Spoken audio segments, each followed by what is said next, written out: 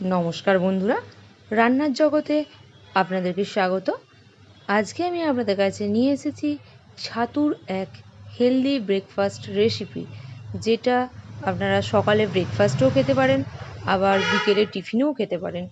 আর এটা খেতে খুবই সুস্বাদু হয় আর খুবই স্বাস্থ্যকর একটা রেসিপি। আর এটা বাচ্চা থেকে বড় প্রত্যেকেই খেতে পারবেন। তো চলুন শিখি। প্রথমে আমি এটা বানানোর জন্য এক বাটি ছাতু ও এক বাটি সুজি নিয়েছি। এটা দিয়ে দিলাম, যতটা পরিমাণে ছাতু নেবেন ঠিক ততটাই সুজি দিতে হবে।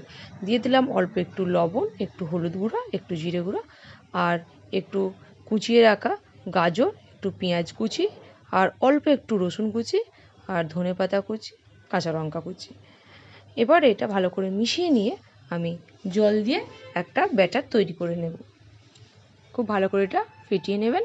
এরকম একটা ব্যাটার তৈরি করে আমি 15 মিনিট ঢাকা দিয়ে রেখে দিচ্ছি। যেহেতু এখানে সুজিটা আছে, সুজিটা একটু জল টেনে নেবে। দেখুন সুজিটা জল টেনে নিয়েছে, এরকম একটা ব্যাটার তৈরি হয়েছে। এবার আমি একটা ফ্রাইং প্যান বসিয়ে নিলাম গ্যাসের উপরে।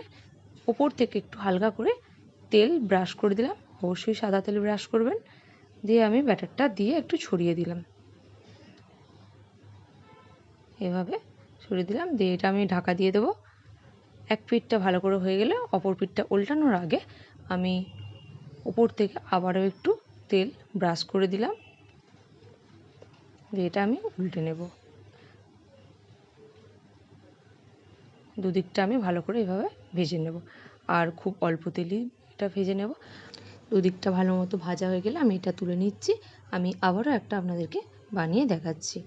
আমি আবার একটু তেল ব্রাশ করে দিলাম।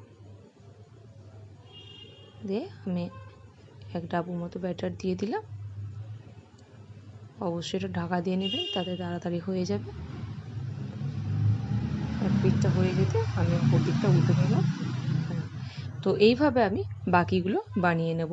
বন্ধুরা, এটা খুবই স্বাস্থ্যকর একটা রেসিপি, আর এটা আপনারা বাড়িতে বাচ্চা থেকে বড় প্রত্যেকেই খেতে পারবেন। আর বাচ্চারা যদি খায় লঙ্কাটা শুধু স্কিপ করে দেবেন।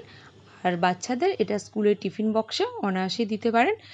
এটা আপনারা এই শুধুও খেতে পারেন, আর এমনিতে টমেটো কেচাপ দিয়ে এটা সার্ভ করতে পারেন।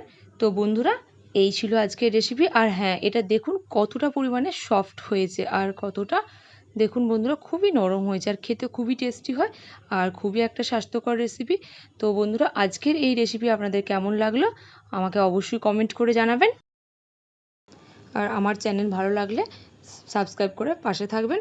দেখা হচ্ছে আবারও কোনো নতুন রেসিপি নিয়ে। ততক্ষণে আপনারা ভালো থাকবেন, সুস্থ থাকবেন। ধন্যবাদ।